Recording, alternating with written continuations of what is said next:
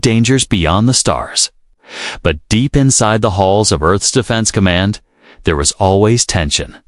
The peace was fragile, and everyone knew it. Captain Aaron Blake had served in the Defense Fleet for almost 15 years. He had seen battles, negotiated with alien leaders, and stood guard at the borders of human space. Lately, he had been stationed at a monitoring station in Denver, Colorado, close to the Rocky Mountains. His work there was supposed to be routine watching, for unusual activity, scanning the skies and sending reports to command. But in recent weeks, something strange had started happening beneath the mountains. Sensors picked up unusual seismic activity. At first, it seemed like small earthquakes, but the patterns were too regular. Every reading came in at the same time. Each night and each time, the waves came from deep underground, far deeper than any known cave or mine. The readings didn't match anything in the geological database. Blake knew it wasn't normal, and neither did his superiors. That was why. They gave him quiet orders: investigate, keep it out of the public eye, and report back. Blake could not do it alone. He sent messages to people he trusted. First was Lieutenant Claire Morgan, a sharp and resourceful officer he had worked with during a border patrol mission years ago. Claire had a reputation for staying calm under pressure, and she knew how to follow orders without asking too many questions. Then came Lucas Wright, an engineer who had grown up in the Midwest, but had worked on alien technology since joining the fleet. Lucas was quiet, but his mind was always working on solutions. Finally, Dr. Olivia Brooks, a civilian scientist specializing in ancient artifacts and alien languages, was brought in. She was not military, but her knowledge was unmatched, and Blake had read her reports before she saw things others missed. They met in a small conference room inside the Denver base. The door was locked and the windows were covered. Blake laid out the sensor readings and satellite images on the table. Claire leaned forward, scanning the numbers. Lucas adjusted his glasses and frowned. Olivia quietly tapped the table with her finger, thinking. "These readings are too deep to be normal seismic activity," Blake explained. "There's something down there, and it's not just rock." "Could be a mining operation," Lucas suggested, though his tone made it sound doubtful. Olivia shook her head. "Not at that depth, and not with this pattern. These waves aren't random. They're controlled. It's like something is breathing." The room fell silent. The idea was unsettling. Controlled vibrations from deep under the mountains. It wasn't natural, and it wasn't human-made. That meant only one thing: alien activity. The next morning, the team prepared for a discreet trip into the mountains. They used a small, unmarked transport vehicle, avoiding main roads and relying on old service trails. As they climbed higher, the air grew colder, and the peaks loomed above them like silent giants. Blake couldn't help but feel as if the mountains were watching them. They reached a hidden entrance known only to military surveyors. The passage led deep into the earth, winding down through narrow tunnels. Lights from their helmets cut through the darkness, revealing rock walls that looked untouched for centuries. Lucas set up scanning equipment, and the readings immediately began to spike. "Whatever's down here," he said, "we're close to it." The tunnel opened into a massive cavern, so large that their lights couldn't reach the far walls. The air felt heavy, almost charged. Along the smooth stone floor, there were strange marking symbols carved deep into the rock. Olivia knelt to study them, brushing away centuries of dust. "These aren't alien," she whispered. "They're human, but they're older than any known civilization, thousands of years older." Blake walked further into the cavern, his footsteps echoing. Ahead, he could see something: tall walls of metal embedded into the rock, stretching up into darkness. It looked like a gate, a hangar door, impossibly large. "This isn't just a cave," Claire said softly. "This is a facility." Before they could examine it further, the ground shook. Not like an earthquake, this was different. It was a deep, steady pulse, like the beat of a giant heart. Dust rained from the ceiling, and the metal gate gave a low, rumbling groan. Lights flickered along its edges, faint and ancient, as if waking from a long sleep. The team exchanged uneasy glances. Blake took a slow breath, his mind racing. Whatever this place was, it had been sleeping for a long time, and something was waking it up in that dark, silent cavern beneath the Rocky Mountains. They all felt the same thing, a quiet truth that pressed into their thoughts. This was not just a discovery. This was the beginning of something far bigger, and once it began, the galaxy would never be the same. They stood together, small figures in the shadow of something ancient, something powerful, and something that had been hidden beneath Earth for longer than history could remember. Asterisk. The cavern was silent, except for the faint hum that seemed to come from the walls themselves. The metal gate in front of them was enormous, so wide and tall that it disappeared into the shadows above. The surface was smooth and dark, but as their helmet lights moved across it, faint patterns appeared, glowing with a soft blue light. The glow pulsed gently, almost like it was breathing. Lucas moved closer, running a small scanner along the edge of the gate. This metal, it's not like anything I've seen. It's stronger than titanium, but lighter than steel. And there's no sign of rust or age.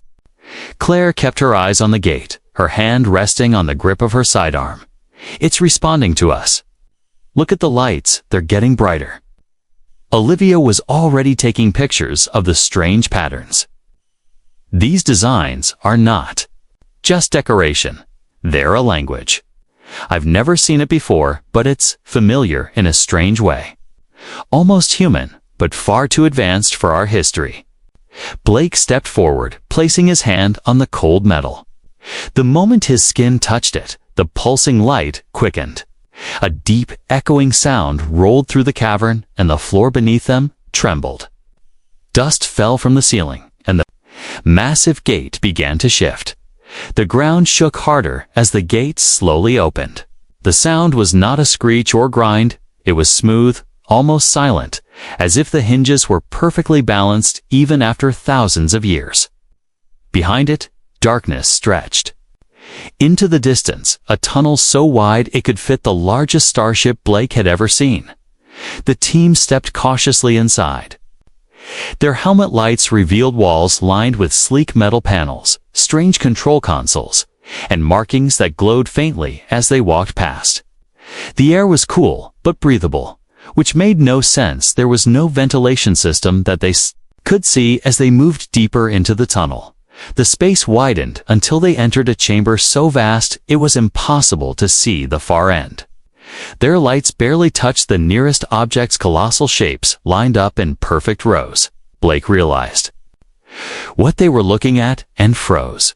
Ships, Lucas breathed. Thousands of them.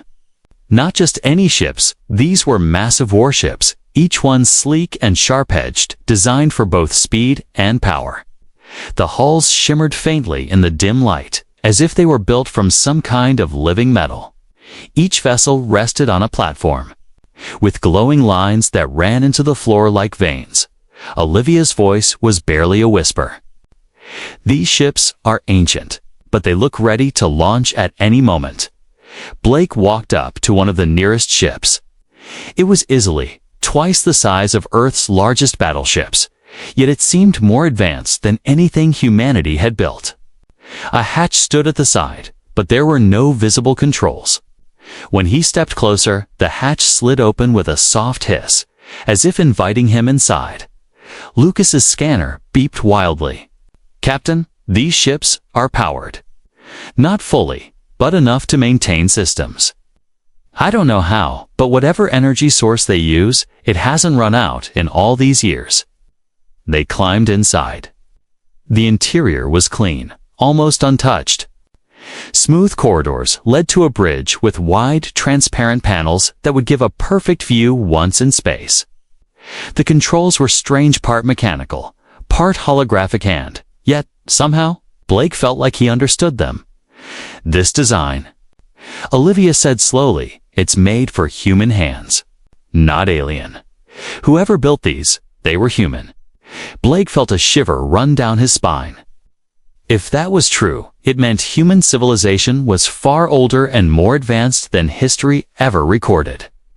It also meant someone had hidden this fleet. For a reason, Claire glanced toward the cavern ceiling, as if expecting trouble. Why hide millions of ships under the mountains? And why are they waking up now? Before anyone could answer, a low, deep vibration echoed through the chamber. The platforms beneath the ships began to glow brighter. One by one, the massive warships' engines hummed to life, their hulls shimmering with power. This isn't us, Lucas said, frantically checking his scanner. We didn't activate them. A beam of light shot down from the cavern's far end, forming a large, circular hologram in the air. The image was of a man in ancient armor, his voice calm, but heavy with warning. Asterisk. To those who awaken this fleet, the voice said, know that these ships were forged in the time before memory.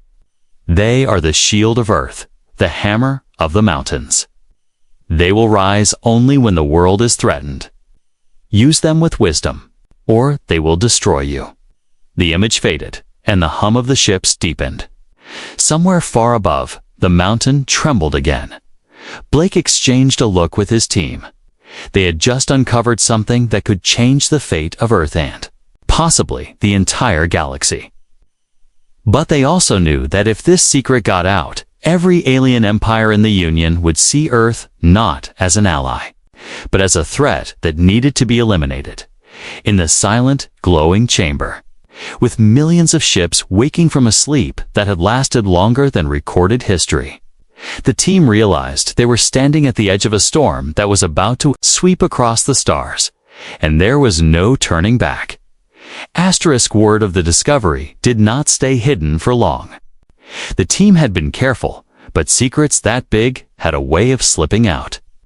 Somewhere between encrypted reports, secure transmissions, and quiet whispers, someone had leaked the information. It did not take long for the news to spread through. The darker channels of the galaxy.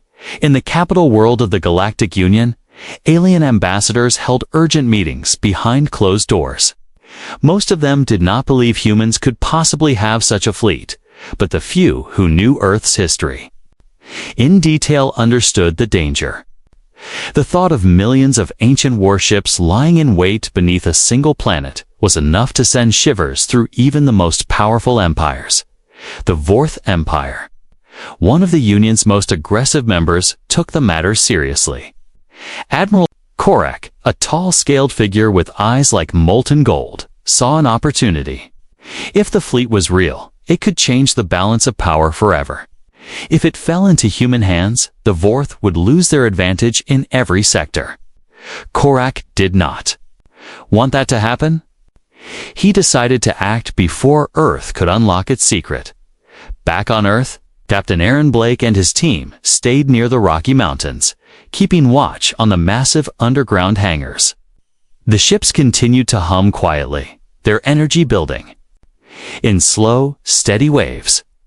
Every few hours, a deeper tremor rolled through the ground, like the fleet was stretching after a long sleep. Olivia Brooks spent her days studying the markings on the walls, slowly building a translation. She believed the symbols told a story, one of an ancient human civilization that had ruled the stars long before modern history. According to her notes, the fleet had been hidden after a war so devastating that humanity decided to disappear from galactic affairs entirely.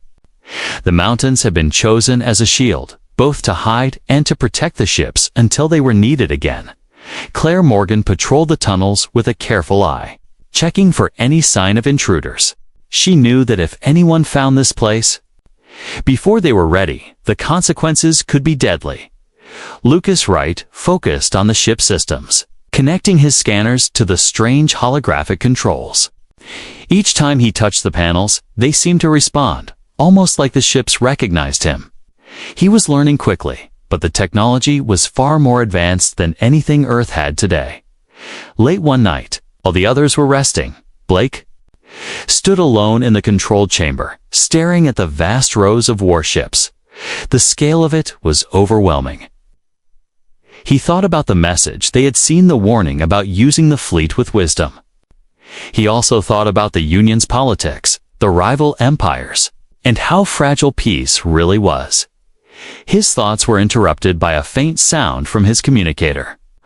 It was a scrambled transmission from Earth's orbital defense station. Captain Blake, incoming vessels, multiple signatures. Vorth Battle Group. Approaching Earth under diplomatic clearance. Request guidance. Blake's stomach tightened. The Vorth were coming, and they were hiding behind the excuse of diplomacy. He knew what that meant. They wanted to see the fleet for themselves. Maybe even take control of it.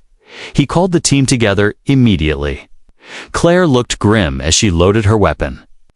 Lucas quickly packed his tools, and Olivia closed her notebooks, though her eyes stayed on the glowing wall symbols as if she didn't want to leave them. "They'll try to find this place," Blake said. "If they get down here, they'll either destroy the fleet or take it. We can't let that happen." Lucas hesitated. "We can't move millions of ships. What do we do if they find us?" Blake looked at him steadily. "Then we wake them up." The next day, the Vorth ships entered Earth's orbit. Officially, they claimed to be on a goodwill mission, but everyone in the defense fleet knew better. Smaller Vorth craft began landing at various locations, including a research site only a few hundred miles from the Rockies. Inside the cavern, the tremors grew stronger. The warship's engines were humming louder now, and the glowing lines along the platforms were brighter than ever. It felt like the fleet could launch at any moment. Olivia studied the readings and frowned. "This isn't random. They're responding to something. Oh, maybe the Vorth presence is triggering the system." Claire's voice was tense. "If the ships launch now, every alien in the galaxy will know this is real." They didn't have to wait long for trouble. Drones appeared first, small, hovering machines scanning the mountains from the air. Then came ground teams in black armored suits, moving with military precision. The Vorth were closing in. Blake gave the order to seal the main tunnels. Lucas activated the defense locks, but the old systems worked slowly. They could already hear the echo of approaching footsteps in the distance. Claire took up a position near the entrance, rifle ready. Olivia stayed behind a console, trying to access deeper parts of the system. Lucas worked frantically to divert power to the gates. Blake stood in the center of the control platform, his eyes fixed on the massive ships in the distance. Then, without warning, one of the warships roared to life. Its engines flared with a light so bright it lit the entire cavern. The platform beneath it glowed like molten gold, and the ship began to rise, slowly lifting off its cradle. The ground shook, and the sound was like thunder rolling through stone.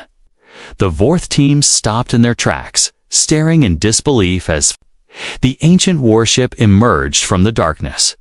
Blake felt the controls respond to him again, just as they had before. The ship's systems opened to him completely, recognizing him as a commander. For the first time, he realized the truth. The fleet was not just waking up. It was choosing who could command it, and it had chosen him. The ancient warship rose higher, its massive hull gleaming in the cavern's dim light.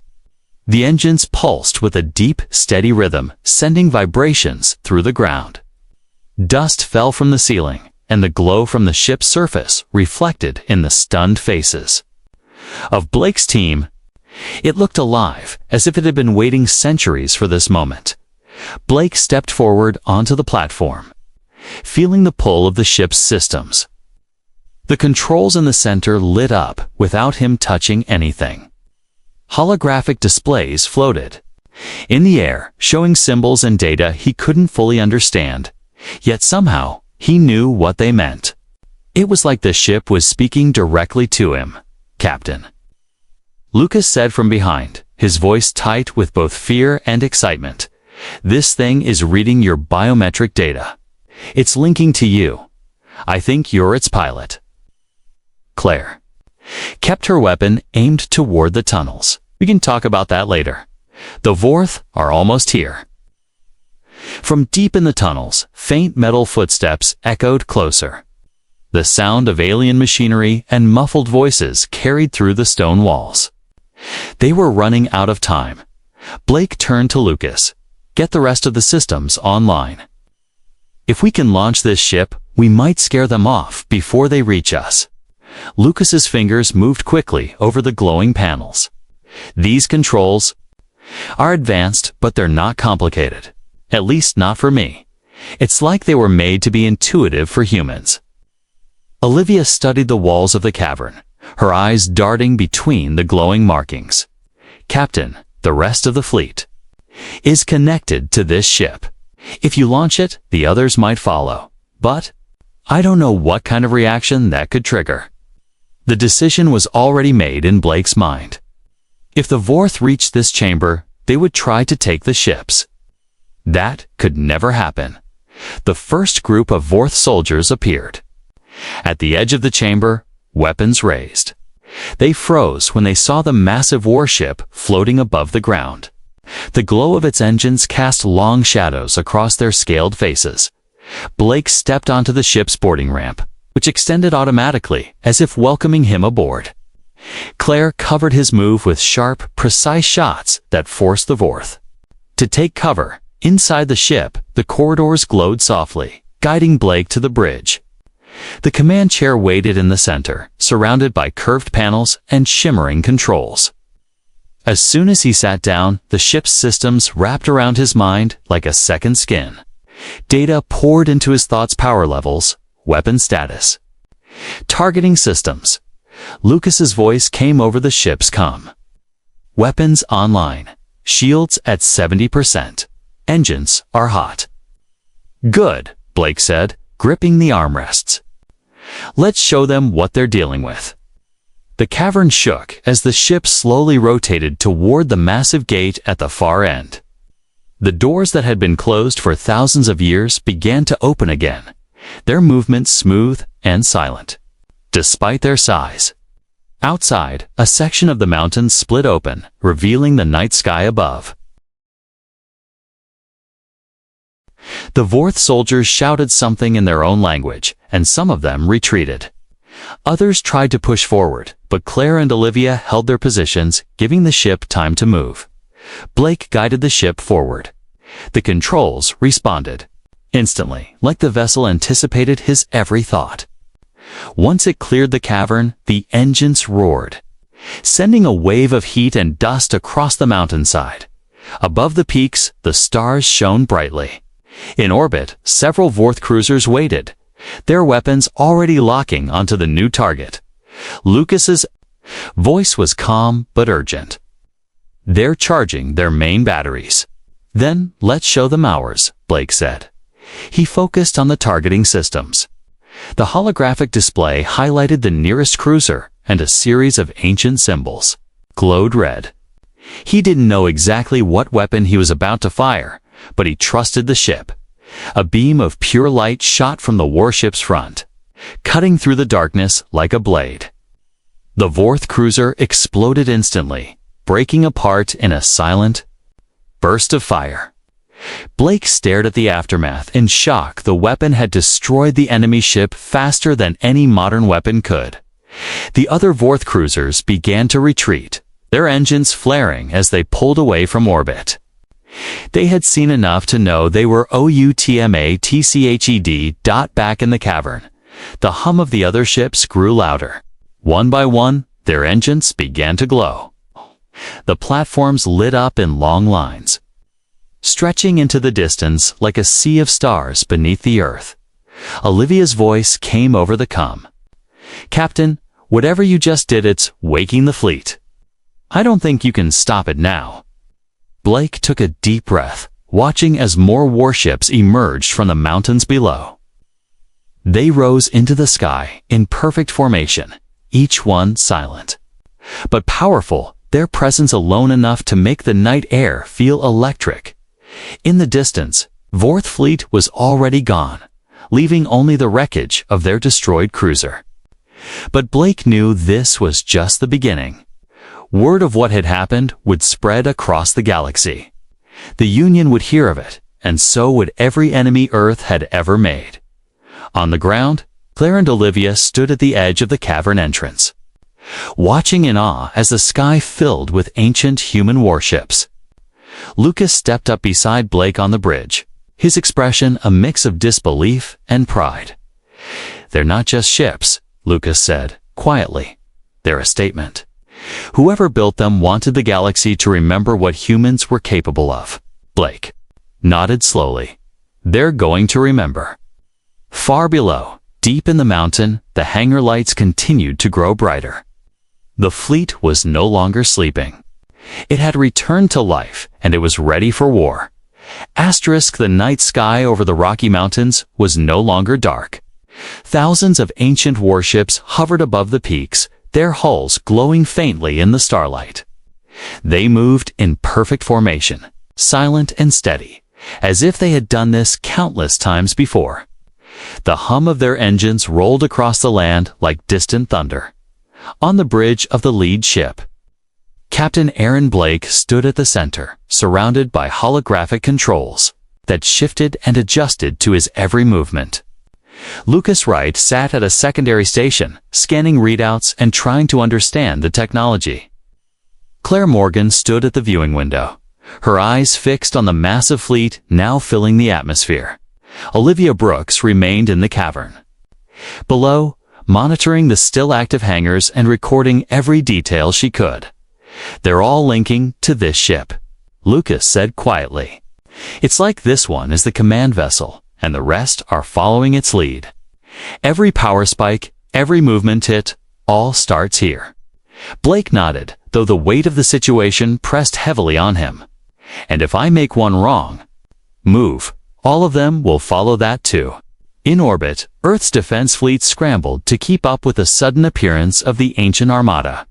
Modern human ships, though advanced, looked small and fragile compared to the massive vessels rising from the mountains. Military channels buzzed with confusion, fear, and disbelief. Captain Claire said, turning from the window, "We've got incoming transmissions from the Defense Command.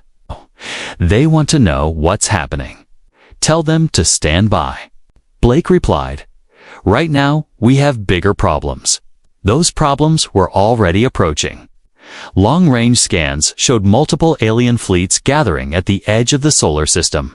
The Vorth had sent distress calls before retreating, and now other powers in the Galactic Union were converging. Some would come to investigate, but others would come with far less peaceful intentions. Lucas tapped his console. "We've got 3 different fleets closing in. One of them is definitely Vorth, but the other 2 are harder to identify. Could be mercenaries, could be Union inspection forces." Blake frowned. "Inspection means they'll want control. If they can't get it, they'll destroy the fleet before we can use it." In the cavern below, Olivia watched as more ships slowly lifted from their cradles. The ancient hangars stretched so far underground that she couldn't see the end. But every few seconds, another warship would rise into the air and join the formation above. The sight was both beautiful and terrifying. She spoke into her communicator. "Captain, I think the awakening process is automatic now. Even if you leave, the rest will keep launching until the entire fleet is in the sky. Then we don't have much time," Blake said through the comm. "We need to be ready when the others arrive." Lucas leaned closer to his screens. "I've been looking at the weapons systems. These aren't just advanced, they're beyond anything the galaxy has right now. Energy beams, projectile launchers, shields so strong they could take a direct hit from a Union dreadnought. And the targeting? It's almost alive." "Alive?" Claire asked. "Like it predicts movements before they happen," Lucas explained. "Whoever built this didn't just want power, they wanted perfection. Outside, the first of the incoming fleets began to appear on long-range sensors. The Vorth ships led the approach, their dark hulls bristling with weapons. Behind them, two more fleets followed, one flying the insignia of the Galar Syndicate, the other without any visible markings. Blake looked at the tactical display. "They're not here to talk." Claire checked her rifle even though it was useless against ships this size. "What's the plan?" Blake took a slow breath. "We make it clear that this fleet belongs to Earth and that anyone who challenges that decision will regret it." He gave the command to form up. The ancient warships shifted instantly, their movements synchronized like a single living being. The lead ship moved to the front with two massive wings of vessels spreading out to either side. The rest formed layered ranks behind them, filling the sky with silent power. When the alien fleets came into range, Blake opened a wide-frequency channel. His voice was calm but carried the weight of command. "This is Captain Aaron Blake of Earth's Defense Fleet. You are entering restricted space. Turn back now." For a moment, there was silence. Then Admiral Korak's voice came through, low and sharp. "Captain Blake, we will not turn back. The fleet you command is too dangerous to be left in human hands. Stand down, and we will allow your people to live." Blake's eyes narrowed. "You tried that once before. It didn't work." The channel closed, and the alien fleets began to advance. The tension on the bridge was thick. Lucas's fingers hovered over the weapon controls. Claire gripped the edge of the console. "Captain." Lucas said, "They're locking weapons on us." "Lock ours on them," Blake replied. The targeting systems lit up, and holographic indicators swirled in front of him. He could feel the connection with the ship deepen, almost like it was waiting for his permission to act.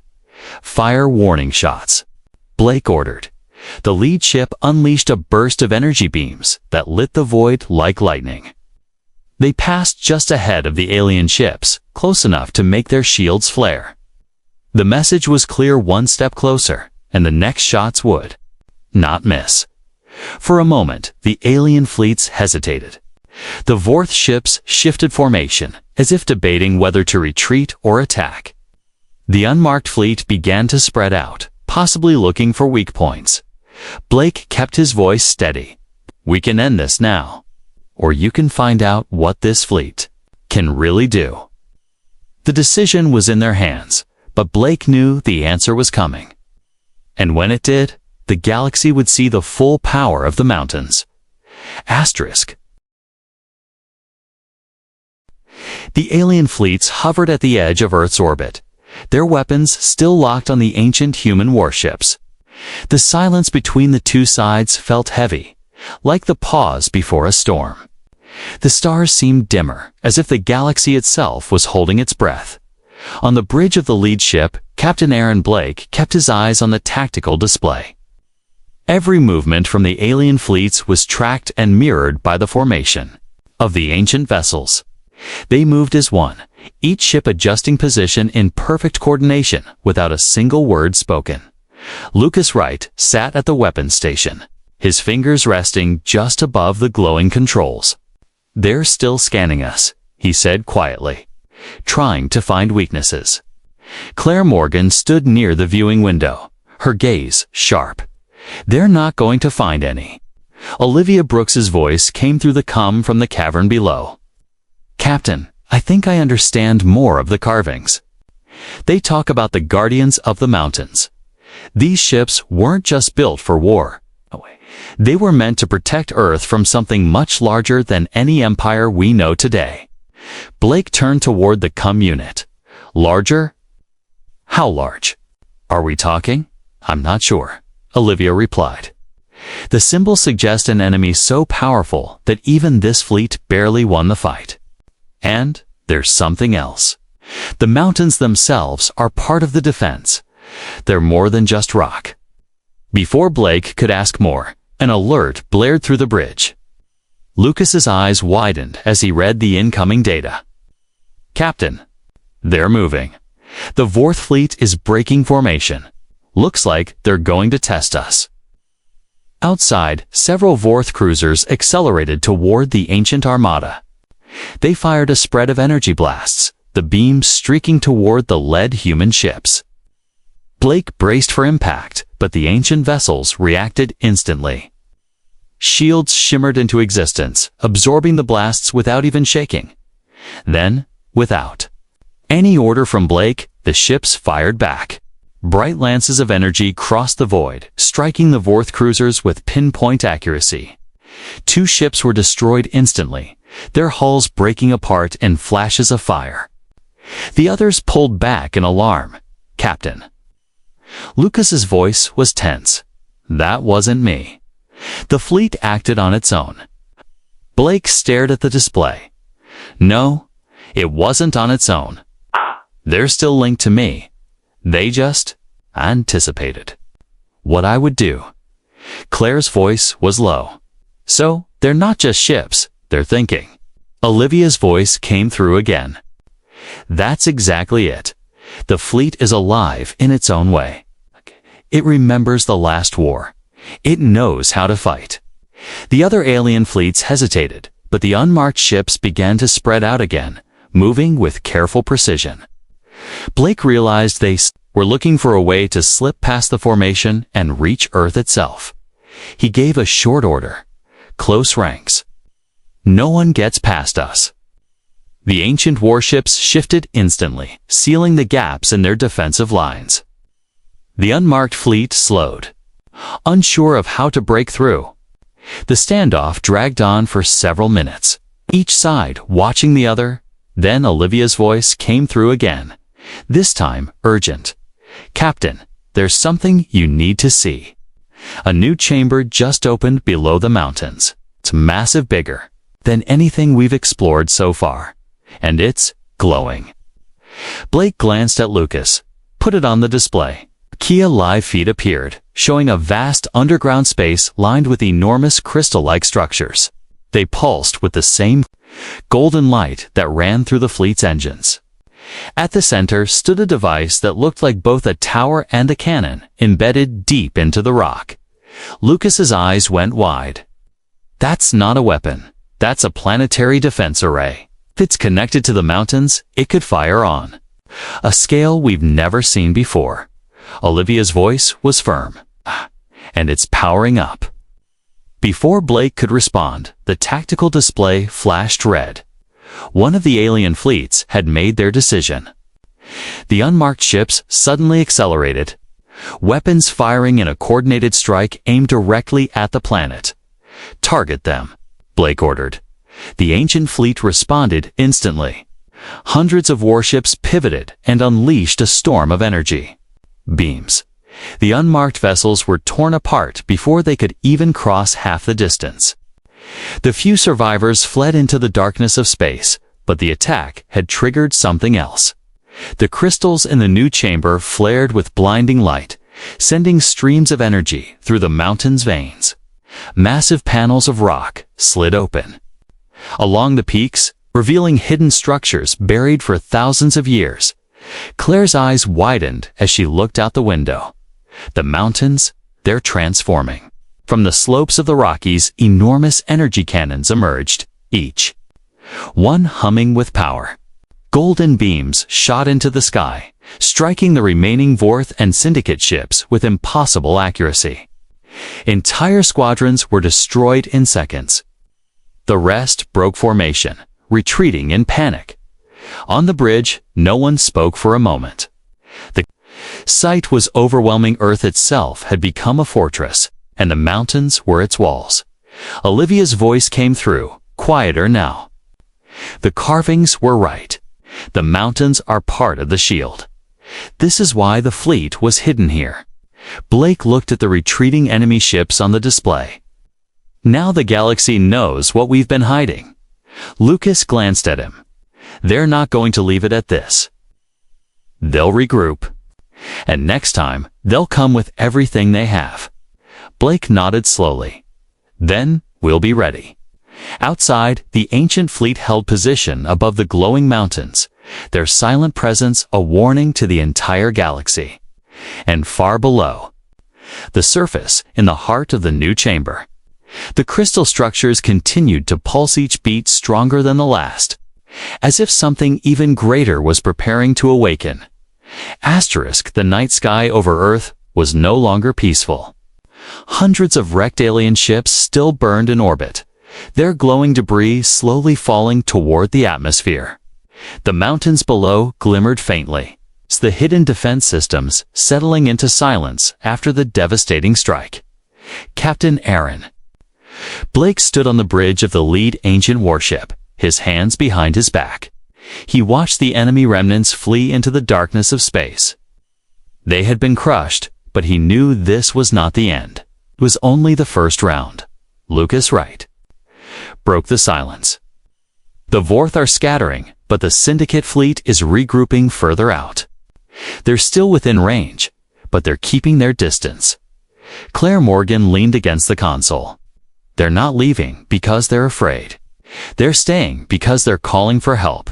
You know that, right?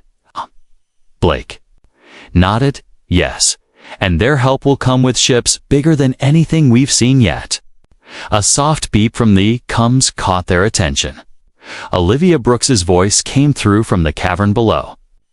Captain, the energy readings from the new chamber are still climbing. Whatever the mountain started, it's not stopping. Blake turned to Lucas, put the readings on screen. A side panel lit up, showing wave after wave of golden energy rising from the crystal structures. The levels were far beyond anything they had recorded before. Lucas frowned. This isn't just powering the weapons. Something else is waking up. Olivia's voice was tense. The carvings mentioned a final guardian. I think it's about to activate. Before Blake could answer, the deck vibrated under his feet, not from enemy fire, but from deep within the Earth itself. Outside, the peaks of the mountains seemed to shimmer, as if the rock was not entirely solid. Then, with a low rumble, the largest peak split down the middle. From inside, a shape began to rise. It was massive, taller than the mountain itself. It looked like a warship, but its design was different from the others. Its hull was made of the same crystalline material as the chamber below, glowing with golden veins of energy. Claire's eyes widened. That's not just a ship. That's something else. As the colossal vessel emerged fully into the sky, the alien fleets in orbit shifted nervously. The Syndicate ships backed away, their scanners focused entirely on the rising giant. The massive craft hovered above the mountains, its surface shifting like liquid metal. Then, in a deep, resonating voice that seemed to echo through space itself, it spoke. I am Sentinel Prime. I am the protector of this world. Who challenges Earth? The alien fleets hesitated. No one answered. Sentinel Prime turned slightly, as if scanning the stars. I sense the invaders still linger. Leave, or be erased. The Syndicate fleet wavered for a moment, then began to pull back. But before they could retreat fully, a dark shadow appeared at the edge of the system. It was a new fleet larger than the others, its ships shaped like black spires that seemed to drink in the light around them. Asterisk.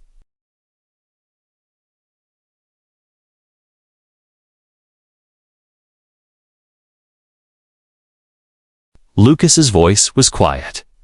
That's not the Vorth. That's not the Syndicate. That's something else entirely. Blake's jaw tightened. Who are they? No one on the bridge answered. The newcomers advanced slowly, their sheer size making. The other fleets looked small. Sentinel Prime's golden glow brightened. The Voidborn, the ancient enemy. They return. Olivia's voice came over, comes sharper now. Captain, if the carvings are right, the Voidborn are what this fleet was. Built to fight. This is the real threat. The Dark Fleet halted just beyond the orbit of the wreckage. Then, without warning, a single massive beam of black energy shot from their lead ship toward Earth. The beam did not travel like normal. Light hit seemed to tear through space itself, twisting and warping as it came. Before it could reach the planet, Sentinel Prime moved.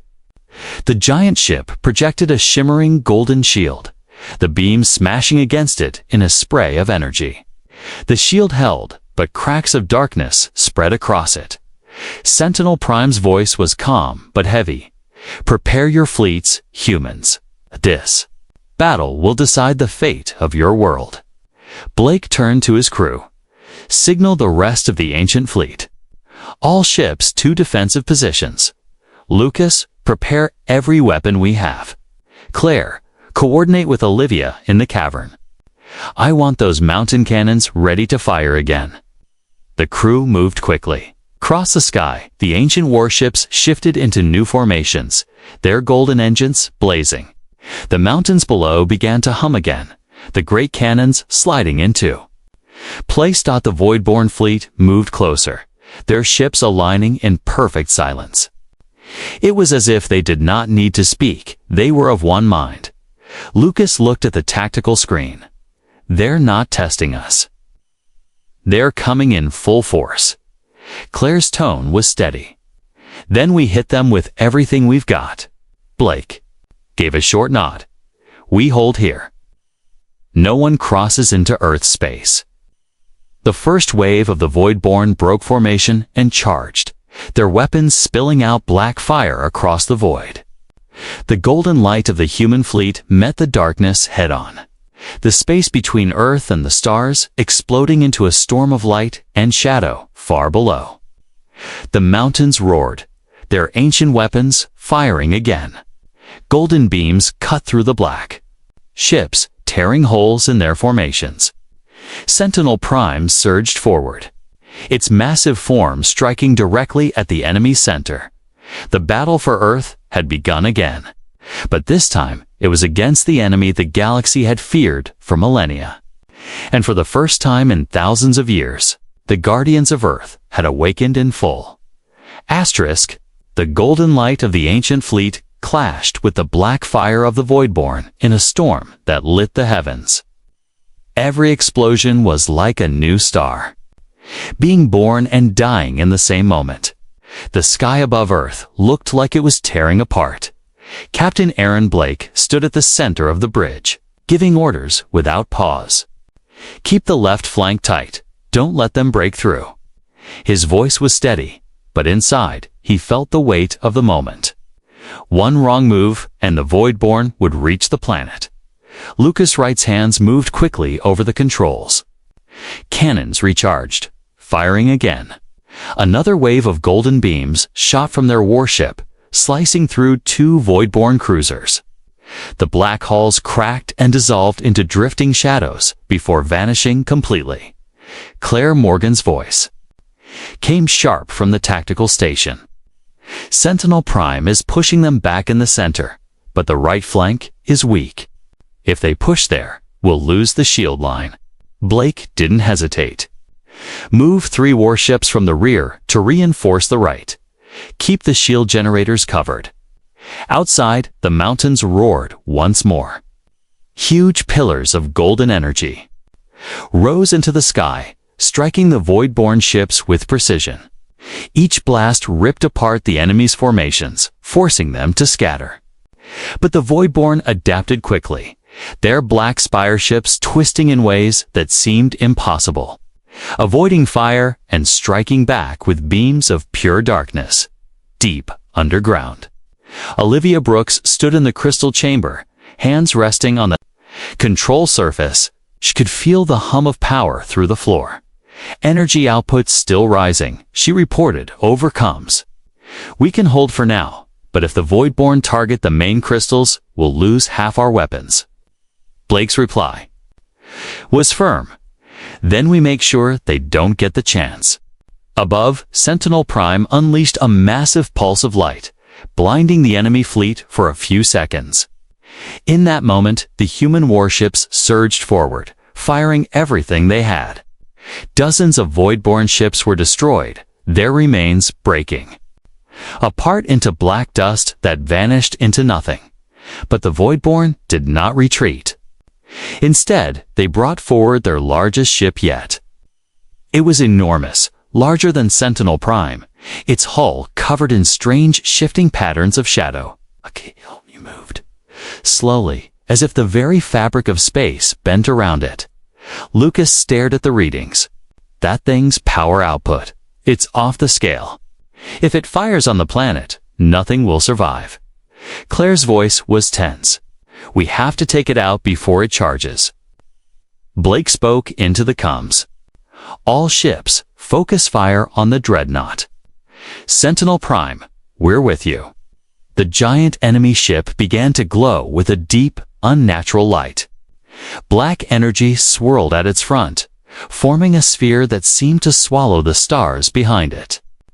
The ancient fleet opened fire, golden beams slamming into its shields. The mountains below joined in, their cannons pounding the dreadnought with unrelenting force.